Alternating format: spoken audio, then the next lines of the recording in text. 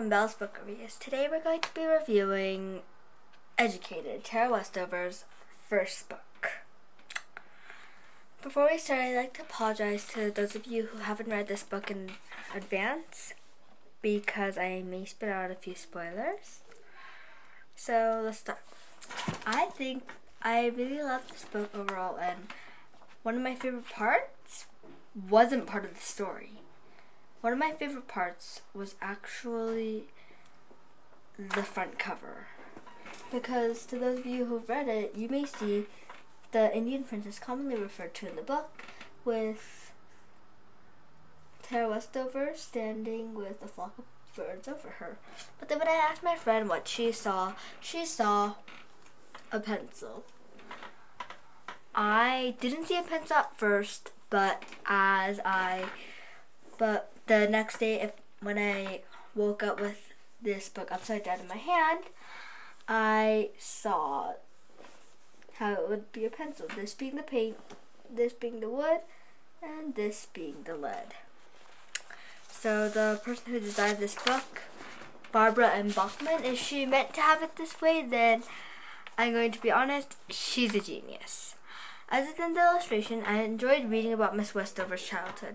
I've never heard any childhood quite like it.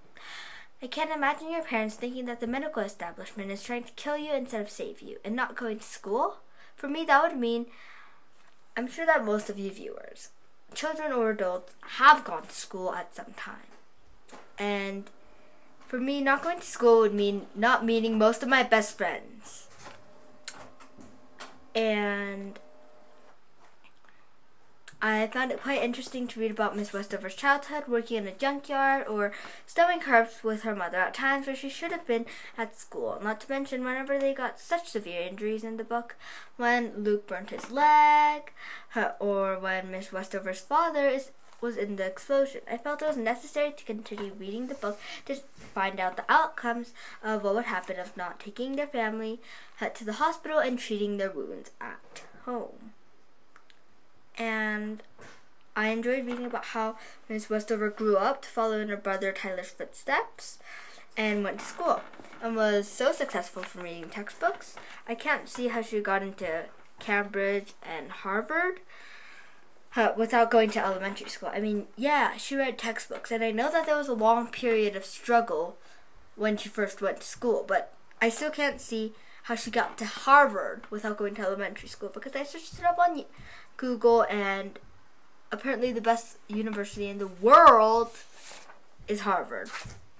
So moving on from that, I'm going to be completely honest, some parts of this book were terrifying. I mean, Sean, which was actually a pseudonym out of respect, something like a pen name, seemed very violent, and how quickly he could turn from the nicest person to the person who's strangling you in bed, and the part where Miss Westover woke up as he was choking you.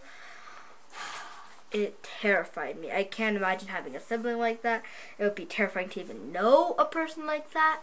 I can't imagine how I would survive. I mean, even the way he treats his girlfriend is despicable. First he asks for this, then he asks for that, then he changes his mind, asks for the same thing, then he goes back to this and that and this and that and this and that. And all his girlfriends do it. I wonder why they do it. Is it because they're terrified of him? Or is it out of love to earn or gain his favor? And I know I've already mentioned this, but he's far too violent. He sort of starts to act cold towards Tara, then boom. He's that brother that we know in the book. I mean, at first he was pretty nice to her, in my opinion. Anyways, now we're moving on to a different topic. I'm going to be completely honest with this. I am shocked, amazed, and impressed with this book. As far as I understand it, Miss Westover has recorded the past 20 or so years of her life in journals and written a 334-page book that was actually published with nothing but memory and journals. And for me, it was sort of scary when I read about Miss Westover, for refusing the traditional Mormon blessing from her father. It was like telling her father, I've earned my freedom and I've seen the world now. I'm not going to stay cooped up at home because I've learned that schools aren't so bad and the medical establishment is not trying to kill you and Y2K does not exist. And that's all I've got to say about this book. Overall, this book was an amazing book, and I absolutely could not put it down. And I'd really like to thank Miss Westover for sharing her experience with the world, or else I'm pretty sure that I would have never been able to do this book review. And I'm going to give this book a 4.5 out of 5 stars. Thank you for watching. Remember to like and subscribe. Bye!